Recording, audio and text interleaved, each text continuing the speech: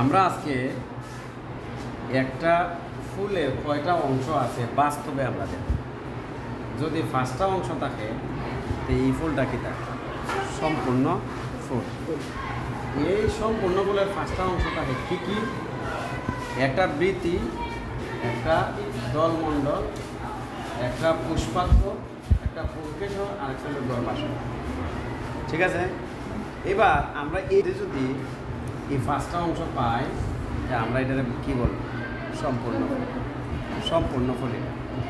এখন দেখো এই ফুলের আমরা শুরুতে যাই। এই যে দেখো, এই যে এখানে কি দেখা যায়? হ্যাঁ, এই যে এখানেও দেখো, ওই যে এটা দেখছো না? হ্যাঁ, এটা দেখো একটা আরেকটার সাথে যুক্ত। এটা হইল বৃত্তি। এই যে আমি ধরছি, এটারে কি বৃত্তি হয়। এই যে এই অংশটা, এটা কি? এটা একটা আরেকটার সাথে যুক্ত থাকলে বলা হয় যুক্ত বৃত্তি। আর যদি আলাদা থাকে এটা আমরা কি করব? বৃত্তাংশ। তাইলে আমরা বৃত্তি দেখছি। হ্যাঁ, এবার বৃত্তির যেখানে আছে এই অংশটার বলা হয় পুষ্পাক্ষ। কি বলা হয়? পুষ্পাক্ষ। দুইটা অংশ পাইছি না? এরপরে এই যে জিনিসগুলো একত্রে বলা হয় দলমণ্ডল। একত্রে পুরো সবগুলার কি বলা হয়? দলমণ্ডল। আর একটা অংশরে বলা হয় পাপড়ি। কি বলা হয়?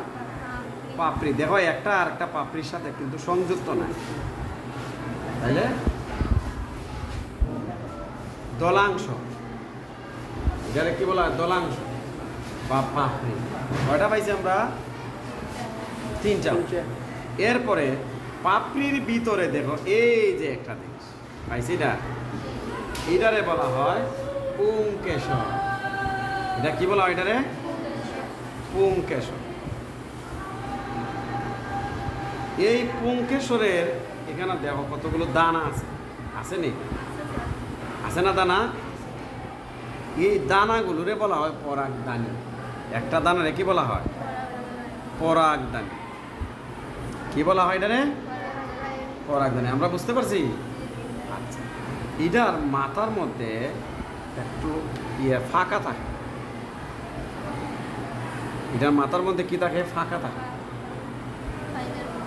হ্যাঁ,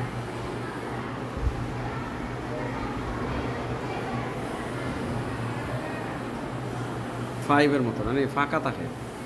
এই মুখটারে বলা হয় গর্ভমুণ্ড। আর পুরা নালীটারে কি বলা হয়? গর্ভনালী।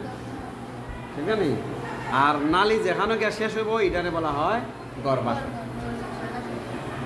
ঠিক আছে? এটা কি বলা হয়? গর্ভাশয়। নিচের অংশটারে বলা হয় গর্ভাশয়। এই পাঁচটা অংশ আমরা পাইছি না? তাইলে এই ফুলটারে আমরা কি ফুল বলবো? সম্পূর্ণ ফুল বলো। কারণ এটার এই যে আমরা চাইলে আমরা গর্ভাশয় বার করতাম। এই যে এটার এই অংশটা হইল গিয়ে গর্ভাশয়। এই যে অংশটা, এই অংশটা কি বলা হয়? গর্ভাশয়। এই অংশটার নাম কি? গর্ভাশয়।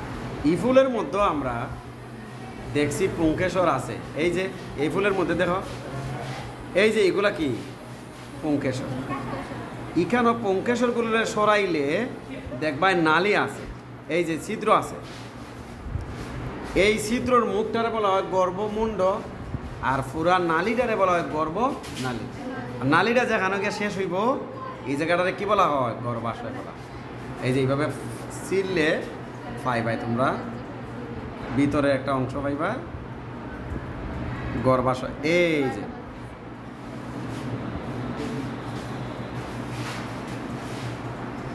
এই অংশটা, এই যে দেখো, এই যে ফার্স্ট এই অংশটা হইল গিয়া গর্ভাশয়। এই অংশটাই ফলে পরিণত হয়। গর্ভাশয়টা কি হয়? ফলে পরিণত হয়। তাই আমরা আমাদের বাড়ি ঘরে যে সমস্ত গাছ আছে, যদি দেখো ফল কম ধরছে, তাইলে তোমরা পরাগ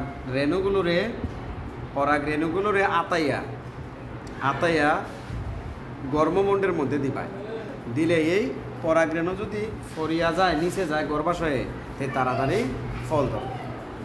ওকে, সবাইকে ধন্যবাদ।